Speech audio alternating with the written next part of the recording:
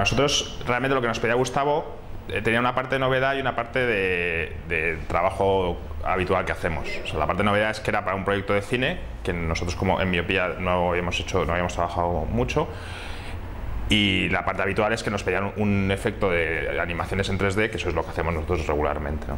Entonces el reto para nosotros era que en este caso había que contar una historia, que es lo que hacemos normalmente, pero que teníamos bastante tiempo para contarla. Entonces teníamos que desarrollar animaciones que duraban muchas veces más del doble o del triple de las animaciones que hacemos normalmente, que son para spots de publicidad que duran 30 segundos, 40 segundos, y aquí hay algunas animaciones que duraban minuto y medio, 2 minutos, o sea que eran bastante largas. Entonces nosotros el trabajo que tuvimos que hacer con Gustavo fue definir qué había que contar primero y luego proponerle cómo contarlo, de cómo ha contado él en un trabajo en equipo. Entonces él nos daba una pequeña sinopsis de lo que teníamos que contar en cada secuencia, pues la secuencia de las diferentes maneras de morirse de las distintas culturas, la secuencia de las estrellas.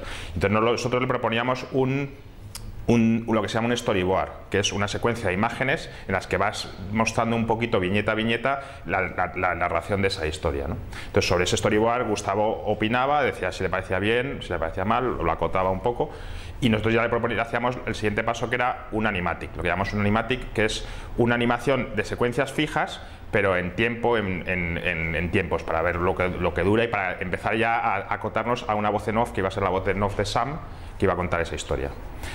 Esto es muy importante, estos procesos que os contamos, porque el 3D es un trabajo muy complejo. Entonces la gente se piensa que el 3D tú te metes en la máquina y empiezas a crear desde cero, y eso es un error. O sea, el 3D es un trabajo que si no empiezas a producir el 3D con las ideas muy claras, dedicas mucho tiempo y mucho esfuerzo en cosas que luego no compensan, ¿no? Tienes que tener clarísimo cosas como los tiempos de duración de las cosas, la posición de cada cosa, la composición final de cada plano, para que ya vayas construyendo las cosas de la manera y del formato que te hace falta para ese plano. Porque si no, a lo mejor te estás construyendo, por ejemplo, la Torre Eiffel para verla desde un lado y luego resulta que la Torre Eiffel se va a ver desde arriba y el modelo no te vale. Entonces en 3D es muy importante hacer esas etapas en la evolución creativa para que el resultado sea óptimo.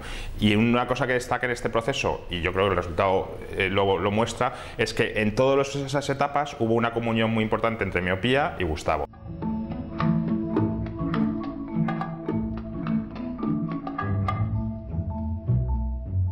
Cuando nos hizo el encargo Gustavo, nosotros podíamos imaginarnos, porque es nuestro trabajo el día a día, cómo iban a quedar las animaciones en 3D. Pero nuestra gran duda y nuestra gran inquietud era cómo iban a quedar esas animaciones dentro de la película, porque era una película de imagen real, en la que todo lo demás era imagen real, y nosotros de repente decíamos, bueno, y de repente, ¿cómo vas a cortar de la imagen real a de repente una cosa de miniaturas y tal? Entonces ahí es donde comentaba antes Gustavo, que surgió la idea de integrarlo a través de un juguete que tuviese el niño en su habitación. Entonces ahí fue donde surgió la idea de meternos dentro del teatro. Originalmente, con las dudas que teníamos, nosotros queríamos meternos casi todas las veces en el teatro para que siempre el espectador supiese que estábamos entrando. Luego Gustavo se dio cuenta, él que se imaginaba perfectamente cómo iba a quedar todo el conjunto, cosa que nosotros éramos incapaces.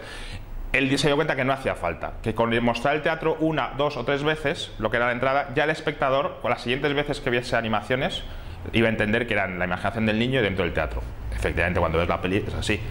Entonces nosotros sugerimos un par de acercamientos. El primero que se ve, sobre todo en la primera secuencia, la del hospital, es el más claro, porque vienes del niño y haces un traveling muy bonito hacia la entrada del teatro, y eso, claro, eso ya es la presentación. O sea, ya a partir de ahí todo vale. Si analizamos un poco los movimientos de cámara, ese movimiento de cámara era muy complejo, porque nosotros teníamos una limitación en el 3D, que era seguir y continuar el movimiento de cámara que se había rodado de verdad. Y eso parece que es una obviedad, pero es complejo en el sentido de que nosotros, el mundo real, estamos rodando con un objetivo para unos elementos de un tamaño humano, como quien dice, y hay un momento dado que nos metemos dentro de un espacio que realmente, en la realidad, mide, no sé, 25 por 25 centímetros. Y todos los movimientos de cámara que hagamos a partir de entonces tienen que estar en ese espacio de 25 por 25 centímetros. Entonces ahí tuvimos que hacer bastante investigación y desarrollo para poder hacer un traveling que diese esa sensación de continuo, pero que luego realmente no lo fuese. Y entonces si se analiza la entrada en el hospital, ahí realmente falseamos la realidad, porque dentro del teatro ya luego recorremos una distancia que sería un teatro a lo mejor de 1 metro de profundidad, pero creemos que en el resultado final la trayectoria queda una trayectoria bastante natural Y es un poco el juego que también llegamos a un acuerdo con Gustavo de intentar ser realistas, pero mágicamente. O sea, lo que en nuestro mundo se llama mucho realismo mágico, que es decir, tiene que parecer de verdad, pero nos podemos saltar algunas normas físicas porque si no estaríamos muy limitados, ¿no? Que es la ventaja que tiene el 3D frente al rodaje real, que es lo que hablaba antes Gustavo.